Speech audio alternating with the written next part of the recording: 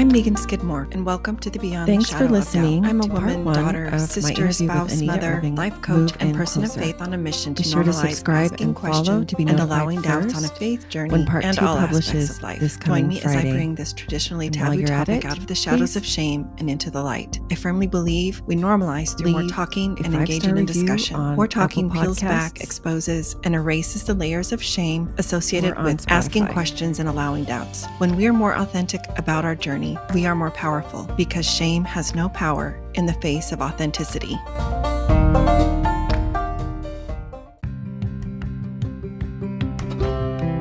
First Friday's free coaching, a confidential group to bring all the questions, vent frustrations, share fears, express doubts. Navigating a new and uncertain reality is hard enough. Let's remove the worry of judgment from others. In this group, I will help you help yourself so that you can be there for your child, family, loved ones, and for you too. Click the link in the show notes to sign up. You must complete the agreement.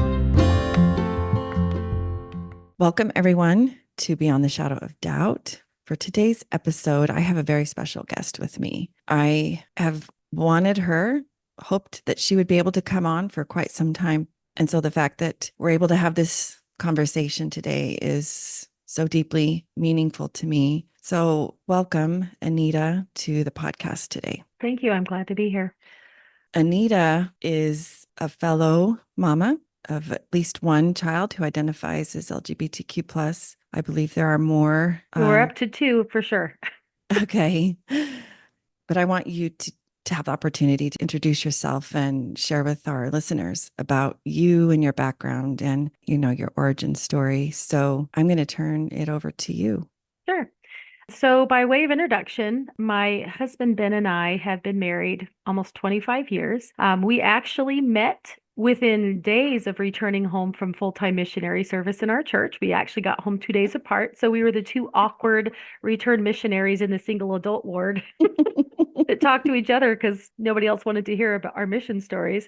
That's funny. And then, we got engaged and got married that year. Both of us are actually second generation members of the church. So we're from South Carolina. My parents joined the church before I was born, and his joined the church when he was about 4 years old. So a lot of our extended family is not LDS, members of the Church of Jesus Christ of Latter-day Saints, but we were both raised as members of the church and active members of the church all these years. And we were married and sealed in the temple. And so we, ticked all the boxes. I like to call us a cliche. We got married. 9 months later, we had our first baby.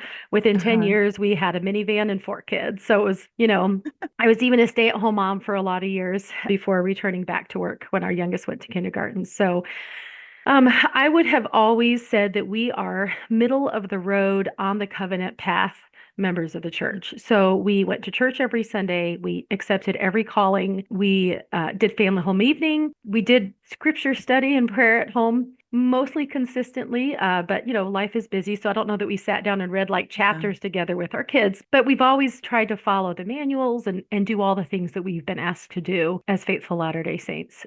So that's us. And then we had a plot twist. That's what I call it. We had a plot twist back in 2018. Our oldest had just gone to college at BYU, Idaho for 2 semesters, and they came home and we were driving in the car one day and they said, "Mom, would you ever kick me out?" And I was like, "Why would I?" Well, like, sure, if you're a deadbeat, like that, or, but it was never, if I think I'm not helping you living at home, then, sure. And they said, "Well, I'm pansexual." And I didn't know what that meant. And that was how they first came out to me. And that was how they first understood their orientation. And over time, that transitioned. And I think that's not uncommon with the kids, especially those who identify somewhere on the gender spectrum. They're just trying to find the name that encapsulates how they feel. And so they're not necessarily changing their mind. They're just getting closer and closer to their authentic truth. And so within a year and a half, he was identifying as transmasculine. And so that was our first child. And then a couple years later, their younger sibling had actually shared with me some feelings when they were younger and they weren't sure of their orientation. And then one day, their senior year in high school, I'm like, "So did you ever," my encouragement to them was like, "Don't be in a hurry to label yourself. Don't feel like you have to be a certain thing for me, for your siblings, for your friends. You figure it out. You take the time." And a couple years later, I was like, "So did you ever figure it out?" And they're like, "Yeah, I'm what do they call it? Gender It wasn't non-binary at the time. It was something like gender fluid or gender queer. It was gender queer. Genderqueer. And yeah, and so they would use any pronouns and whatever. And since that, they have come out as non-binary. So they them pronouns. And those are my oldest two. They're currently age 20 and 24. Okay. And they've moved out of the house, but that's them. And then we have two younger kids, a 16-year-old and an almost 14-year-old, still at home that we're navigating our path together and trying to figure out what that looks like. But my oldest two are no longer attending church. They are friendly with people that they've gone to church with because our ward has been wonderful. And there's a couple of people that are still very are dear to them. And our younger kids go to church with us each Sunday still. So that's kind of where we are on our faith journey and on our family journey. Thank you for giving us that background. Everybody's story is different, and the individuals within that story all navigate this in very different ways. Yeah. So I'm grateful to you, and also by extension, your family members, for being willing to open up your hearts and share about this in a more public way. And I love, Megan, that you recognized that I'm doing this with the permission of my family members, because that is not something I would take lightly. Before I entered a public space at all, I did it with their full acknowledgement. And I'm very careful with how much I share about their specific lives, because they can tell their own story. I can tell mine. And so, but thank you for recognizing that, because I think we need to normalize that as well, that people need to understand it's not our job to talk about our kids without their consent. I think I've realized, one of the things I've realized on this pivot, I call it, in my faith journey, is how boundaries were taught or maybe not taught growing up from a faith. Well, I like to separate the word faith from religion, or spirituality from religion, kind of how the structure of our religion was. We weren't necessarily taught what a healthy boundary was, or how to own that and implement that. And when your child identifies in a certain way, that is their story, that is their being, their everything. And you have to treat that with care and with, I don't even know the right word, respect. And we are trusted with their hearts. Like, we as their parents in particular have access to information and are trusted with really, really personal information about them. And we need to be worthy of that trust. Yes. And so I think that's often why, maybe in the beginning, especially when a parent does have a child that comes out to some way on the LGBTQ community, that they might take it a little bit personally, or they might have a hard time separating themselves and the family from that individual and what they're going through, and that is their journey. And you have your journey, and each of these individual journeys of the family members can make up the collective experience. But at the heart is everybody is having their own, I like to think of it as a custom-made journey. It's for them. It's for their growth, personal, spiritual, mental, emotional, physical, whatever, all of those things.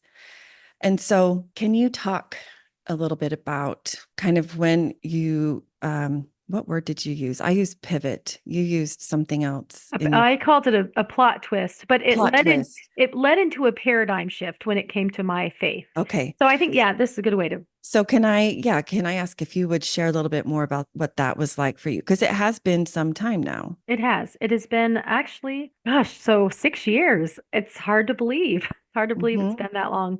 And it's way more exciting, or I don't want to use exciting. It's beautiful. It's beautiful on this side. And I would never have guessed that when it started, because I thought my world was coming to an end. I was devastated. And so I'll talk a little bit about this. So a little bit, I think it's important to say, when my kid first came out, my initial reaction was like, oh my gosh, how can I stop this train from falling off the track? Like, how can I keep them connect to the church? That was my focus. And I thought, well, I could do like scripture studies with them, and I could have them meet with the bishop, like for spiritual connection. And because what I really wanted, and keep in mind, they identified as pansexual at the time. So that meant they could have ended up with a guy. They could have ended up with a girl. Like, I could have still had my happily ever after that I was counting on, because I had ticked all these boxes that of things that I was supposed to do. And when I took it to God and I was like, what do I do here? What's my job? And the answer I got, and have many times since, is that my job is to love my child the way I believe God loves them, which is without restraint and without reservation. And that was not the answer I wanted. I wanted to know how to fix it.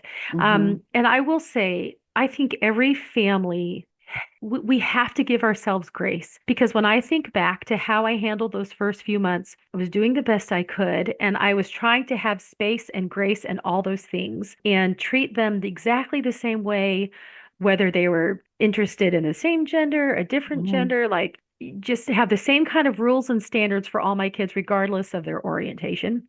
So I felt like in some ways I did really well, and we talked about things a lot.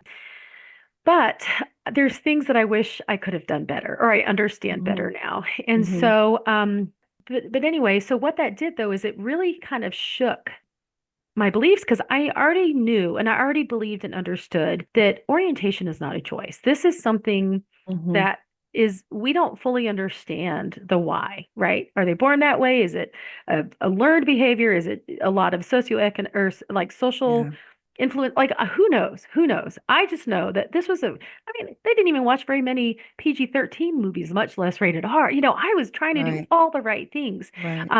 and not expose them to things that were not, encouraging gospel or good living. And and I knew that if I stayed in the place that I was, something was going to break, because it's really, really painful as a parent to feel like there is no hope for your child. And the way that I was viewing the gospel and the doctrine of the church was very narrow, because I thought that in order for my kid to have salvation, they would have to grow up, like get married in the temple and maybe go on a mission and serve in the church and tick all Right. the boxes that I had ticked so Follow that the they could, recipe. yeah, follow the recipe and follow the script that I had been Yeah. given that I should live my life by. And so I had to unpack my testimony. And a lot of people refer to this as a deconstruction. And I was very careful because, I had served a mission. I love the Book of Mormon, feel very strongly that it's scripture. I couldn't just set that aside because it wasn't convenient anymore. But I had to really look at what it was I believed. And Mhm. I recognized that there were some things that I believed to be true that were actually church culture, or that were my personal opinion, my own flawed perception for whatever reason. And so I use the analogy, like if you had asked me at the beginning of this journey what my testimony looked like, I would have said it was an arch and the Book of Mormon was the keystone. Right? That's some language we use a lot in our church. Is the Book of Mhm. Mormon is the keystone of our religion. Well, the Meaning problem the with very the centerpiece that's very centerpiece that holds it holding the all arch together. together. And if you Yeah. pull it out, then the arch falls. Yeah. Right. Well, the problem with an arch construction is that you can take any stone out of there and the whole thing collapses. The whole thing. That's so true. Yes. And so Wow. I could Why did I feel never even think about that? You're so an right. arch is not a strong structure. And Mm, so I carefully disassembled my arch, and I would look at each stone I love that.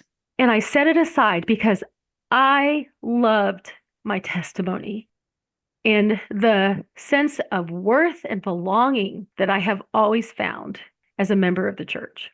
So I carefully took it apart, and things that I I wasn't even ready to, I think, completely get rid of all the things that weren't doctrines per se, but I realized is that I was looking at all of it. At the core of everything was the belief in Jesus Christ and his atonement. And so I then wanted to reconstruct my testimony in a way that mattered. And I don't know that I was consciously doing this, but as I look back, this is what I see is that I built it like a pyramid.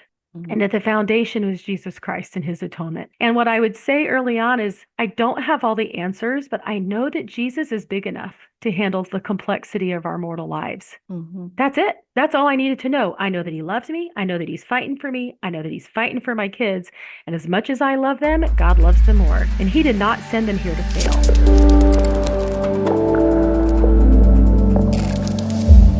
Do any of these sound like you? You're feeling inner turmoil and not quite sure of the source. Your job or finding a new job or career in midlife is hard. You freeze up when asked about your thoughts on hot button topics or any topics. You find menopause is affecting your brain, meaning your memory isn't quite what it used to be. You're lacking in self-confidence at work or other areas of life. You have unresolved feelings of anger, betrayal, or lack of trust. You don't give yourself permission to have dreams, wants, or even needs. You're not feeling settled or safe sharing about where you are in your faith journey. You can't quite put a finger on who you are and what you want in life. You're scared or worried to talk to others about these topics. You're struggling with feelings of anxiety or sadness or both. You're feeling a little lost as you try to blaze your own trail forward. You feel like you have no control over where your life trajectory seems to be going, and you have difficulty verbalizing what is going on inside. If any of these sound like you're in the right place. I invite you to join me for Unlocking Your Voice 3-day shift. This will give you a taste of my upcoming hybrid group coaching program. What is Unlocking Your Voice? When it comes to speaking your mind, sharing what is on your heart, offering your opinions, or sharing your thoughts, ask yourself, where's your volume level tuned to? Volume refers to the degree of loudness or intensity of a sound. It is also a measure of regions in a space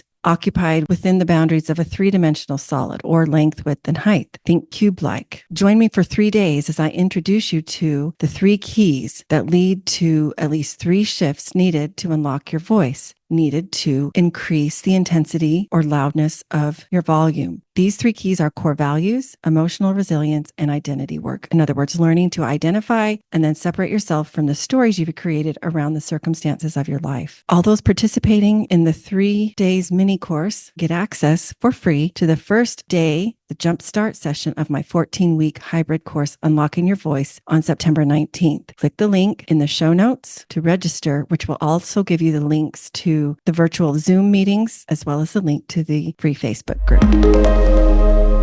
I love that. I was actually going to say, as you were talking about taking apart each piece of the arch, I wonder if that means when you put it back together, it may not be an arch. It might be a different structure. Yeah. It could be something different. And I love that. A pyramid is great. Yeah. That's awesome. The nice thing about the pyramid is that these layers, they build up on each other. But if you take away a stone near the top, it doesn't hurt the foundation. And so when I rebuilt my testimony, and I think this has actually been a very important thing for me to not lose my connection with God on this journey. At the foundation was Jesus Christ and my belief in him. And for somebody of another faith, that may be their belief in God, right? Let's not necessarily keep it narrow to a Christian faith. People use different words for similar concepts. Different words, right? But it's a belief that God cares about me. He cares about my family. He loves us, and we matter to him. That's the foundation. You'll notice there's no conditions, there's no commandments. Now, it doesn't mean they don't exist, but there's nothing there that's a barrier between me and God. And it just allows me to recognize that if nothing else is true, that is true, and God loves me. Mm-hmm. Mm-hmm. And then my next layer really became all the principles and the doctrines of the faith that I believed. The truth of the Book of Mormon, since that was part of my faith, or, just various principles of the gospel. And I'll be honest, there's some things in there that I wasn't sure what to do with, and there were gaps because I did not have the answers. I still have questions, but I recognize that that's part of walking by faith, is to move forward on the path that I believe is correct, even though I don't know everything. And what that did is also having those gaps, I think, leaves space for God to teach me something new. Because if I fill up that layer of doctrine with what I think I know, and like we don't know everything. So what we tend to do is assume it's like, I don't know, have you ever seen those things with like words where they'll mix up the jumbled letters of all these words and then put it in a paragraph form, and you can read it because your mind fills it in. Yeah. Yes. It's almost the same thing with religion. That's what we do. We don't know all the answers, but we like to have certainty. So our minds like fill in the gaps of what we think it should be. And if that's the hill we're going to die on, and we are that certain and it's not truth, well, then what? Right. God can't teach us anything. So I think that space is important. Yeah. I think that space is emblematic of humility and being teachable and being open and expansive to what more is there. What don't I yet know? Right. We're all going to die not knowing everything. We're all going to die with lots of questions. Yeah. We are. Yep. You said how you talked about your and your husband's way of bringing up your kids, and that you did all the things, including, you mentioned your kids hardly watch PG-13 movies, let alone R-rated. And you mentioned that in reference to your kids' identity, their orientation, which alludes to, they didn't see things necessarily on TV or in media that would maybe influence, Right. right? How they were identifying or feeling inside. And that brings up a really important concept, I think, that there's still room to teach, to raise awareness around, and that is the difference between sexuality and gender. Yes. People, myself included, they were kind of blended for me. I didn't see them necessarily as distinct principles, distinct concepts. Or identities. And your child's initial identity as of pansexual, because probably I'm guessing you most likely heard the word sexual and pan meaning, all. Yeah. A parent could really kind of freak out about that. Yeah. But can Yeah. you talk a little bit more about what you've learned the difference is between sexuality and gender for our listeners to help Oh, them better understand? sure, sure. So when you talk about orientation, and I will say I prefer to use the word orientation instead of sexual orientation, but I recognize a lot of people do. But it's Mm-hmm. because sexual orientation implies sex. And I think there's a lot of people who already think that if you're gay, you're having sex. And that's just not true. And so I want to kind of take that piece out of it because it's so much more than a physical thing. It has It's to do true. with emotional connection and mental connection. It's not just a physical attraction. Yeah. So orientation. And so orientation is who you feel emotionally attracted to or connected to. Mm-hmm. And a gender identity is what you feel like on the inside, like who you are. So it has you could be, I'll say, I hate to even use the word straight because actually my kids don't use that word to describe their orientation because it's, it is what it is. And if they're Well, not male or female, then it even just within that as a descriptor, there's a whole lot of variance there's a lot. among people who identify in a traditional, Right. well, what society thinks is a traditional hetero Right. way. And I will say one of the things that helped me with a gender identity too, and I think it's important for people to understand, is that gender is not the same as biological sex. Like what they are a different concept. That a biological sex is typically something that would be defined by medical whatevers, and honestly, there's so much nuance to even biological sex that Mhm. is not, I'm not an expert. I don't know. I've read things, but there's just a lot of Right. nuance there, They even tend with to look that. at the external and then make a judgment call. Right. Do they have Mm. what are their external sex organs? And that's what you are. Gender is actually something that is a socially driven concept. And you think of gender stereotypes, right? In Yeah. our society, women tend to be the homemakers and they plan the things and they have the kids or they stay at home and men tend to be the breadwinners and they are the tough guys that watch the football games. Like these would be gender stereotypes. So if you are a female and you identify as a woman but you love baseball, well maybe you're a tomboy. That was me growing up. I Right. liked to That play was the outside. term Yeah, I our was a tomboy. generation used. Right, Yeah. right. Those aren't terms that necessarily are used anymore, but I feel like on the gender spectrum, people tend to hear your kid, you like have your trans kid, and they're like, oh, they're like Caitlyn Jenner. Well, no, that's not. That actually is so far away from what most people I know who are trans are all about. That this Mhm. isn't about necessarily an external physical transformation. It's about Mhm. presentation. It's about how you feel comfortable being addressed and being treated, the name you use, the pronouns that are used, Right. and so, If I can just interject, I think yes, a really important point to note is Caitlyn Jenner is in a position of great privilege I was going to say the word privilege. Yep. because A, they have celebrity status, and B, they have a lot of money. For Yep. most people, access to the kind of care that Caitlyn Jenner and others in similar situations had, they don't have that kind of access. Right. Um, for reasons of financial means or reasons of various laws and whatnot that are getting passed Right. all Right. over the country. Yeah, none of that affected a person like her, but yet people tend to look like Right. that's the standard for everybody, and it's Right. not. And I am not judging Caitlyn Oh, Jenner's 100%. decisions at Yeah. all. Yeah. I want her to live authentically as much as I want any other person to live authentically. I just think it's important to note that Hmm. there is a whole lot of privilege at play there. There is. And I guess I kind of allude to that because, when you think of a transition of some sort or living in an authentic way to what your gender identity is, sometimes it will involve a lot of medical care. Sometimes it will not. Yeah, Sometimes it will involve a little. Sometimes it's as simple as saying, I'm going right. to wear my hair short and please use they, them. So what I think people need to be careful not to judge what Hmm. that means for somebody when you say I'm trans or I'm Yeah. non-binary. They don't know actually until you know that person. You don't know what it means to them because literally there is a spectrum of gender just as there is a spectrum of orientation. Yes, there is. And I really like how you brought up this idea of gender stereotypes. There are even stereotypes that we are fighting against within that traditional hetero identifying woman Mhm. stereotype, right? Think of the housewives of the 50s. Not all women wanted to do that. They were not all Mhm. happy with that expectation of them, Right, right? right. And yet that's what society had placed as a whole, started Mhm. to anyway.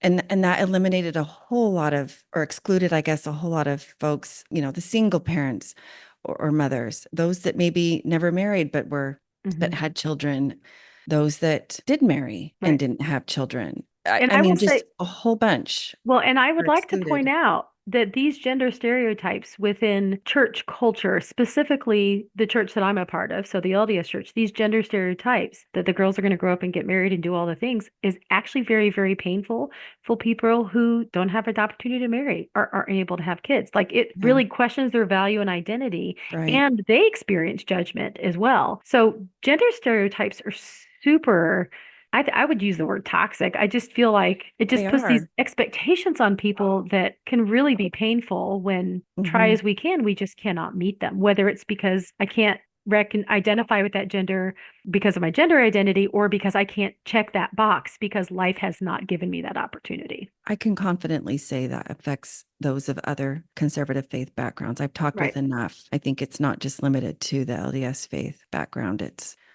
Yeah. That I think doesn't it's across surprise the me. board. Yeah. So I have one more question before I kind of want to shift. But you said when you prayed to God Mhm. multiple times, the answer you always get is to love your kids unconditionally. And initially, that wasn't the response you were hoping for. You wanted to know how to fix them. How did you come to realize there wasn't anything to, quote, fix? Probably because I was able to just see them.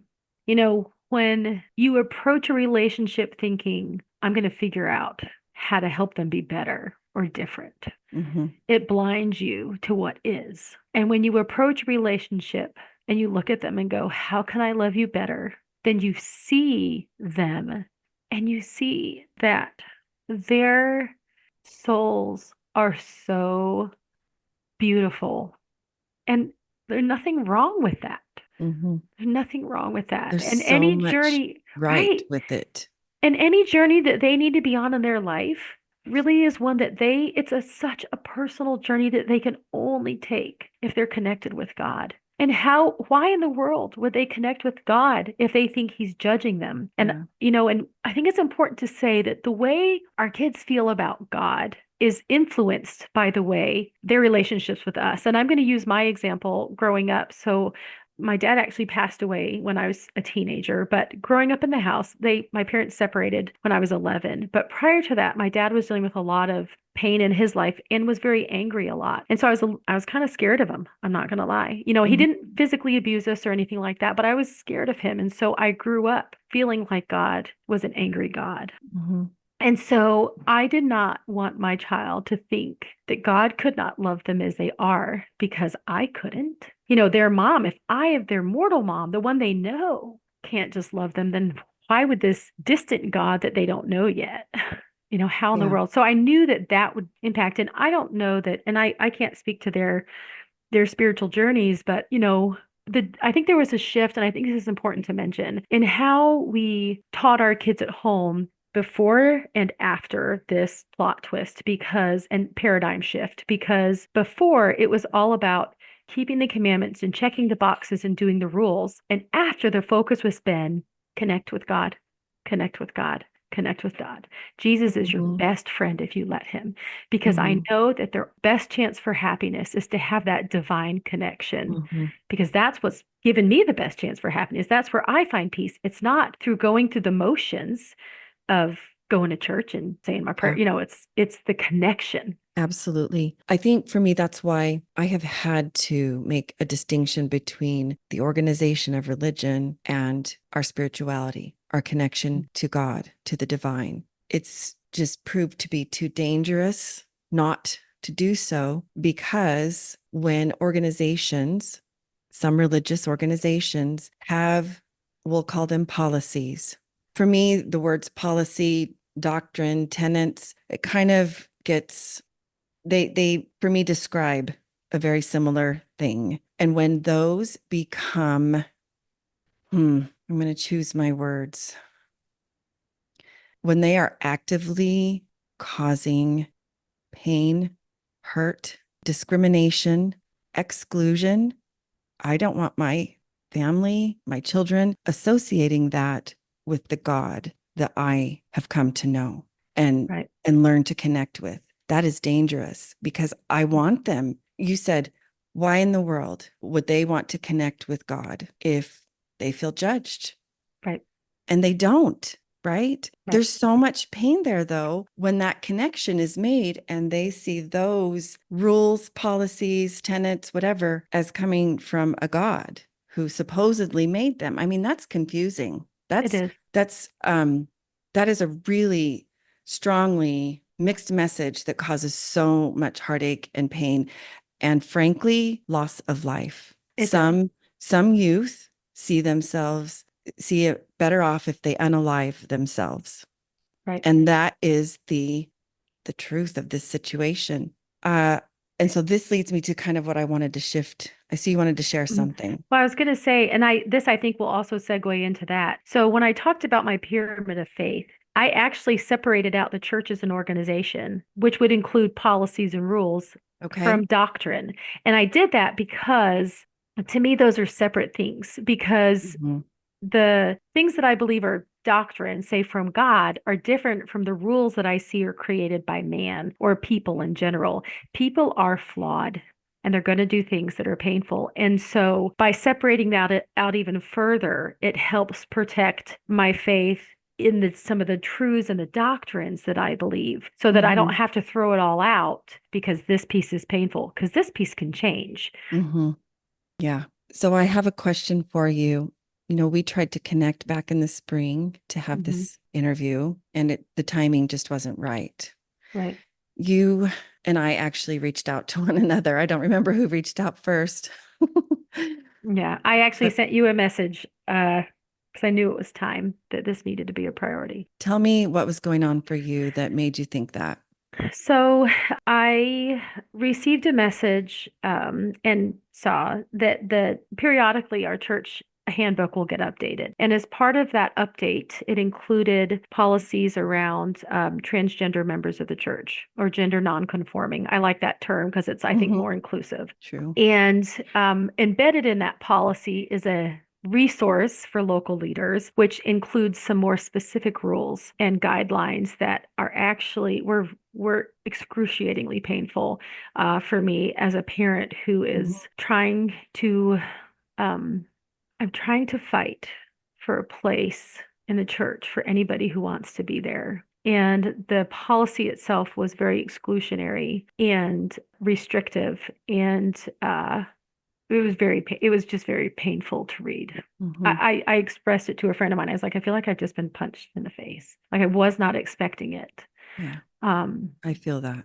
and it was hard in particular because the way the policy was written is it included anybody who transitioned away from their sex assigned at birth, which incidentally includes my kids who are non-binary. Mhm. So Right. who maybe still, if you look at them, you might assign a gender in your mind because but that's not Mhm. how they identify. But because they've asked for they, them pronouns, because they've changed Right. their name, that would include Basically, them. basically, if they are presenting or operating or identifying in any way that's outside of a very narrow, I'm going to use the word strict gender binary, Yes. which I just don't know how you can enforce unless you,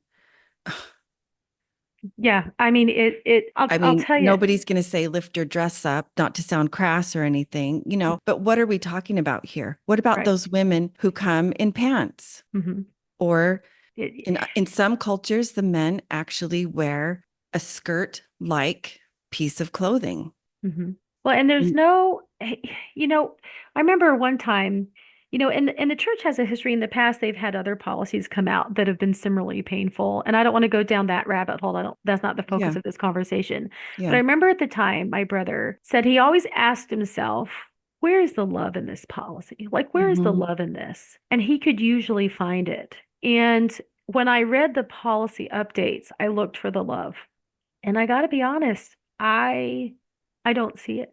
What I Hmm. see are efforts to make people feel comfortable in their fear and in their Hmm. judgment towards transgender folks. And I can tell you, if Yeah, somebody is at church and they do not align with their gender assigned or their sex assigned at birth, they are there either because they want to be or because their parents are making them be there. Those are one of the hmm, two reasons, but especially if they're adults. And often the youth, they push back hard enough, their parents also won't make them because church is not always a safe place. And as parents, we hmm. recognize that when we're parents of LGBTQ kids. And, we're tasked with this twofold thing. Two of my important responsibilities as a parent is number one, I need to make sure that my child is as safe as I can make them. Now, that doesn't mean I pad them and roll them in Hmm. bubble wrap and don't let them expose them to anything. That's not what I mean. That means I don't take them into situations that I know are unsafe. I would not, you know, put them in a room full of people spitting poisonous darts at targets when they're not Right, behind protective glass. Like you just don't do that. And right. unfortunately, sometimes church can feel that way Yeah, because people say things and they don't recognize that their comment is piercing somebody's very vulnerable, very tender heart. yeah. And so I I ask my kids to be at church with me because I know that my ward is affirming and loving, and they aren't going to say things that would be hateful or taken in that way.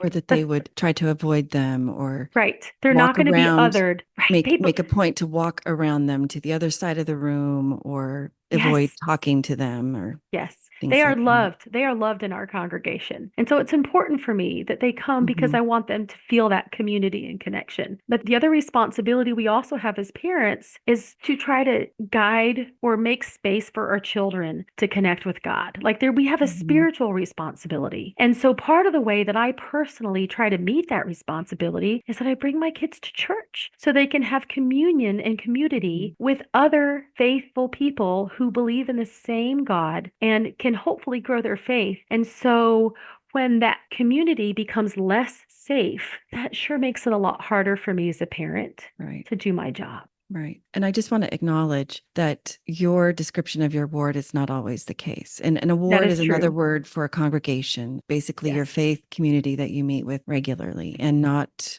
all of them are in a place that you describe yours to be. that is correct.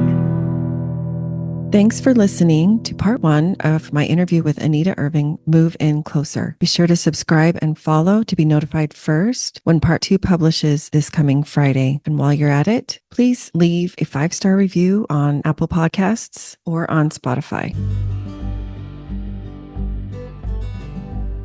Beyond the Shadow of Doubt podcast is a proud member of the Dialogue Podcast Network, which is part of the Dialogue Journal found at dialoguejournal.com. Founder Eugene England was a Mormon writer, teacher, and scholar who wrote, "My faith encourages my curiosity and awe. It thrusts me out into relationship with all creation and encourages me to enter into dialogue. My hope is that this podcast is an extension of that vision."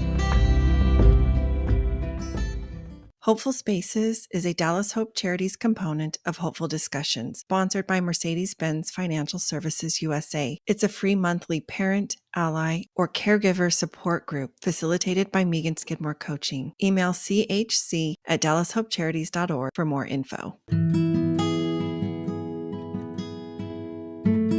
Visit meganskidmorecoaching.com to find this podcast and additional free resources, including the link for a complimentary coaching session. Follow me on Facebook or Instagram for more, or to send me a DM. Help the podcast grow. Please follow, review, and share with a friend.